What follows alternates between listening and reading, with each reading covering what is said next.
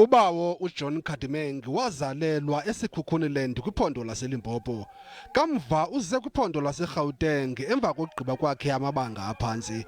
Kunyaka ophelileyo umongameli Cyril Ramaphosa wawonga eliqala ngewonga lokuba sisithwalandwe.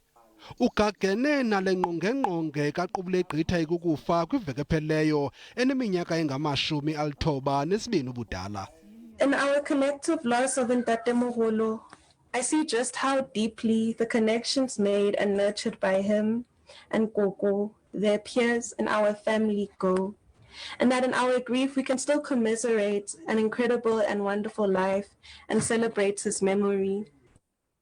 And we've all come to the same conclusion, that it was a privilege and a blessing to have him in our lives. Ubawo uNkadimeng waba yi-shop steward kwimanyano i-African Tobacco Workers Union ngo-1949, ukanti waba ngusosiba jikelele weSACTU ngo-1983.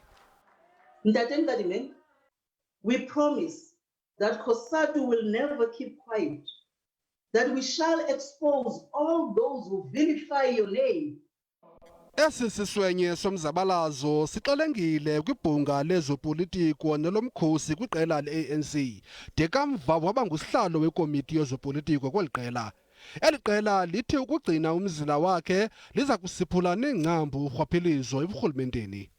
He chose to use the deep human values derived from his upbringing, which included sharing little that was there.